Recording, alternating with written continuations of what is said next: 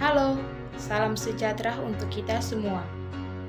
Pada kesempatan ini, kelompok kami akan memaparkan materi tentang ekonomi makro dan ekonomi mikro secara umum, juga memaparkan materi tentang ekonomi makro dan ekonomi mikro dalam kaitannya dengan bidang kesehatan. Sebelum itu, saya akan memperkenalkan diri saya dan juga anggota kelompok saya. Yang pertama, perkenalkan, nama saya Anastasia Deyunikaha.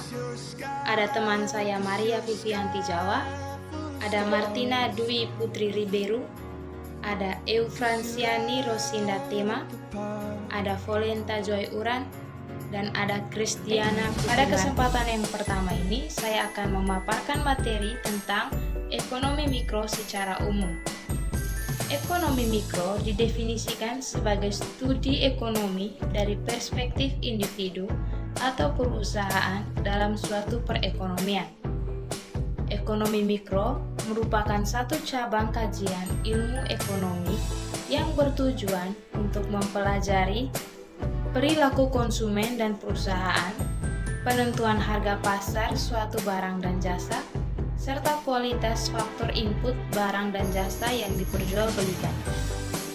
Tujuan dari ekonomi mikro sendiri adalah untuk menganalisis mekanisme pasar dalam menentukan relativitas antara harga dengan keterbatasan sumber daya. Berikut ada 8 ruang lingkup dari kajian ekonomi mikro. Yang pertama, ada analisa biaya dan manfaat. Analisa ini terkait dengan bagaimana cara seseorang mempergunakan sumber daya yang tersedia untuk mencapai tingkat kepuasan yang optimum. Yang kedua, ada teori produksi. Teori produksi ini lebih kepada perilaku produsen. Teori ini mempelajari tentang perilaku produsen dalam penentuan tingkat produksi, sehingga menghasilkan keuntungan yang maksimum. Yang ketiga, ada permintaan, penawaran, dan keseimbangan harga di pasar. Kajian ini mempelajari tentang bagaimana permintaan dan penawaran suatu barang atau jasa yang mempengaruhi harga hingga tercapai kesepakatan harga keseimbangan di pasar. Keempat, ada elastisitas harga. Elastisitas harga mempelajari tentang bagaimana bentuk elastisitas harga suatu barang di pasar. Kelima, ada industri. Ruang lingkup industri mempelajari tentang bagaimana terbentuknya arus perputaran barang dan juga jasa dengan melibatkan pasar barang produksi, produsen, konsumen, dan juga distribusi. 6. Ada pasar input. Ruang lingkup ini mempelajari tentang bagaimana produsen dapat memperoleh bahan-bahan produksi dengan biaya seminimal mungkin, namun menghasilkan barang ataupun jasa yang memiliki nilai harga jual yang tinggi. Ruang lingkup yang ketujuh adalah tentang teori nilai guna. Teori nilai guna ini lebih kepada perilaku seorang konsumen, yang mana pada teori ini mempelajari tentang bagaimana suatu barang maupun jasa menghasilkan kegunaan ataupun kepuasan pada konsumen. Ruang lingkup yang terakhir atau yang kedelapan adalah bentuk-bentuk pasar barang. Ruang lingkup ini mempelajari tentang barang-barang yang dicari dan juga dibutuhkan oleh konsumen, serta mengkaji barang seperti apa yang dapat dibeli oleh konsumen. Berikut ekonomi makro. Secara umum, ekonomi makro adalah cabang ilmu ekonomi yang khusus mempelajari tentang cara bekerja atau mekanisme perekonomian sebagai suatu keseluruhan atau agregat yang berkaitan dengan efisiensi penggunaan faktor produksi yang tersedia agar terciptanya kemakmuran masyarakat yang maksimal. Ekonomi jenis ini juga bisa menganalisis tentang produsen secara keseluruhan serta konsumen dalam pengalokasian pendapatan jalan, memberi barang dan jasa. Cakupan ekonomi makro lebih besar dibandingkan dengan ekonomi mikro, sebab teori makro sudah tidak lagi membahas kepentingan perorangan atau perusahaan, tetapi lebih merujuk terhadap kepentingan roda perekonomian secara umum di suatu negara. Yang berikut, tujuan ekonomi makro di Indonesia. Yang pertama, meningkatkan pendapatan nasional. Dengan mengetahui pendapatan nasional, maka pertumbuhan ekonomi di negara ini bisa terukur dengan baik. Selain itu, kebijakan-kebijakan ekonomi yang efektif dan efisien dapat meningkatkan pendapatan nasional di Indonesia secara signifikan. Yang kedua, membuka kesempatan lapangan pekerjaan. Dengan adanya peningkatan peluang untuk mendapatkan kesempatan kerja, maka peningkatan kapasitas produksi secara nasional dapat meningkat. Kebijakan makro juga bisa diterapkan di Indonesia agar dapat mengajak para investor untuk menanamkan modal atau berinvestasi sehingga terciptanya lapangan pekerjaan. Yang ketiga, meningkatkan kapasitas produksi secara nasional. Kapasitas produksi nasional yang meningkat dapat mempengaruhi peningkatan pertumbuhan dan pembangunan ekonomi di Indonesia.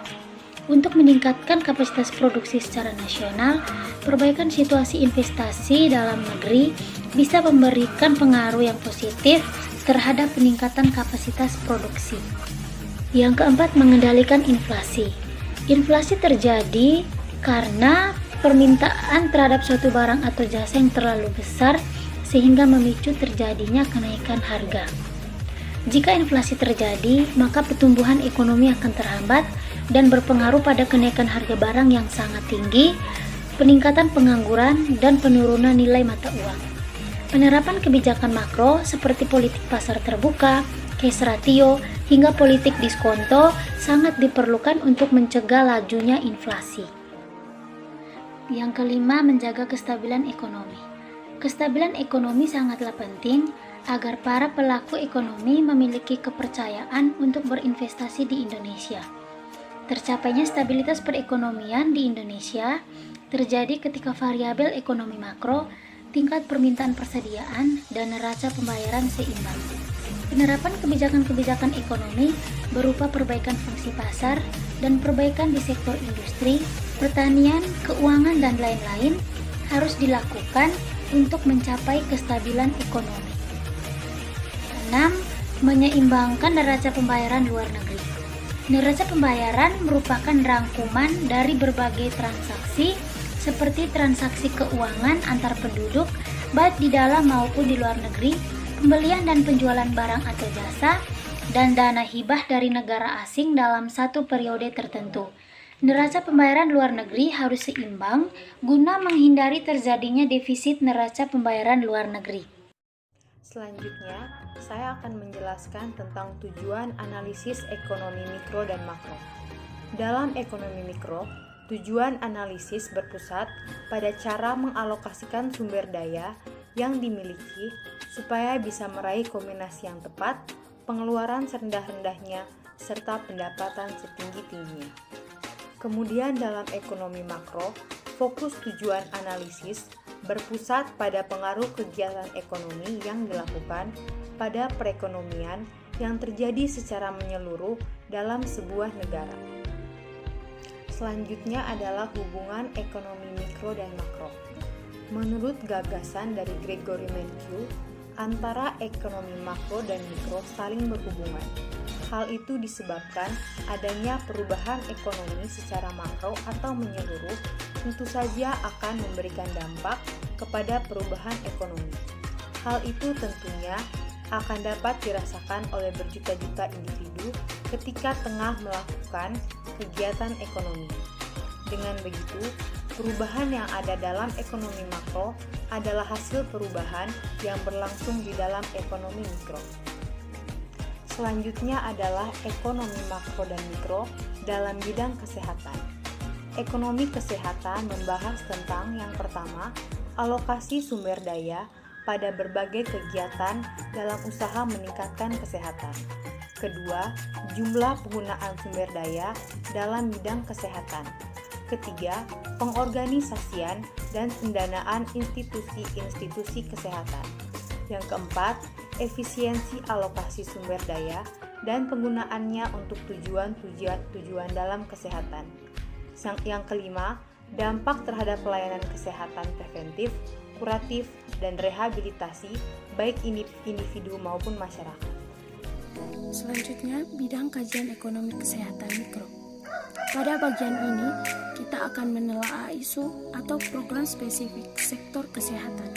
Misalnya, menyangkut aspek produktif atau supply, dan aspek konsumsi atau utilization merupakan suatu pemanfaatan, dan demand merupakan tuntutan dalam pelayanan program kesehatan.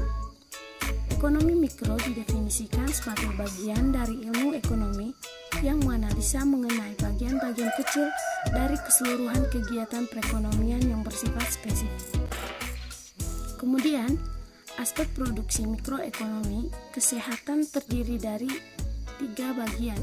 Yang pertama, menelaah biaya dari berbagai input program kesehatan yang merupakan fasilitas, bahan-bahan, dan tenaga kesehatan.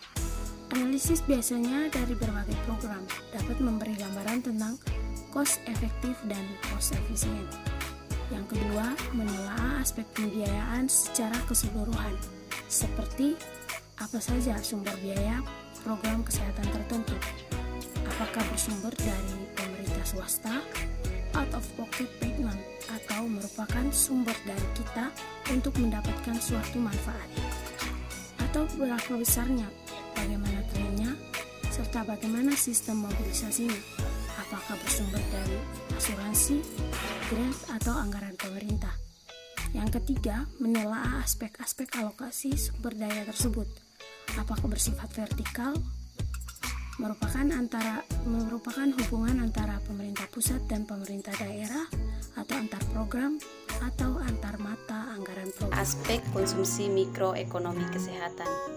Aspek yang keempat yaitu menelaah pola penggunaan pelayanan kesehatan dan diferensiasinya menurut fasilitas, strata pendapatan, strata pendidikan, kota desa, kelompok umur, dan juga pekerjaan.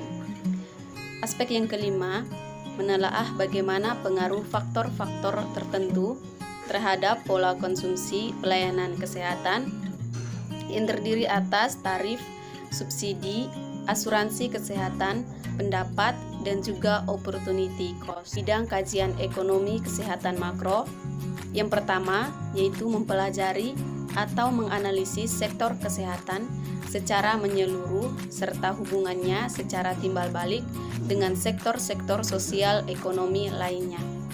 Yang kedua, bertujuan untuk mengkuantifikasi kontribusi sektor kesehatan bagi pembangunan ekonomi. Yang ketiga, dihitung benefit sektor kesehatan dalam ukuran moneter. Yang keempat, melihat apa pengaruh kebijakan dan pembangunan sektor lain terhadap derajat kesehatan. Hubungan kesehatan dan pembangunan ekonomi berdasarkan pada tingkat. Yang pertama kita membahas pada tingkat mikro.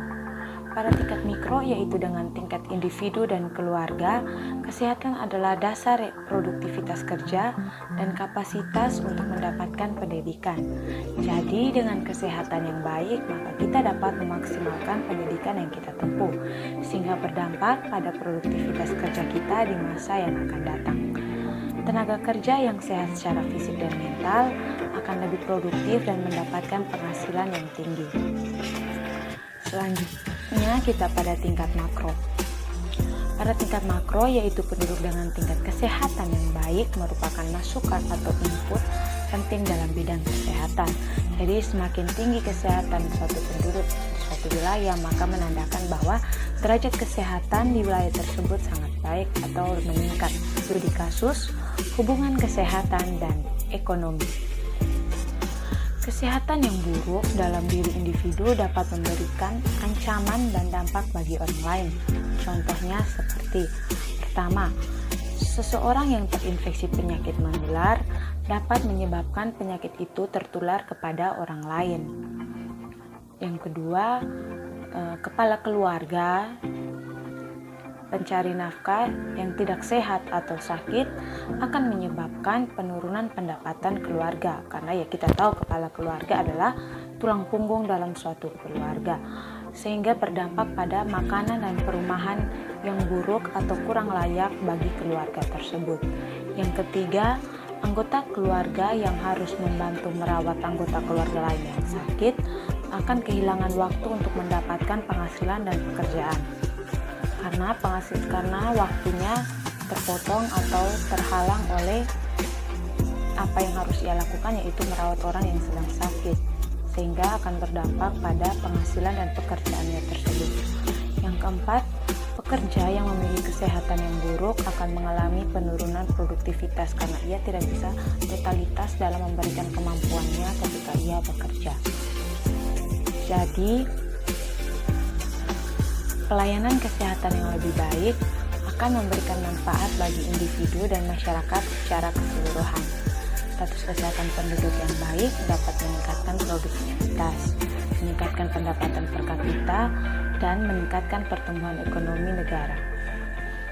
Baik, sekian presentasi dari kelompok kami. Semoga materi yang kami berikan dapat dimengerti, dipahami dengan baik dan bermanfaat bagi kita semua. Sekian dan terima kasih.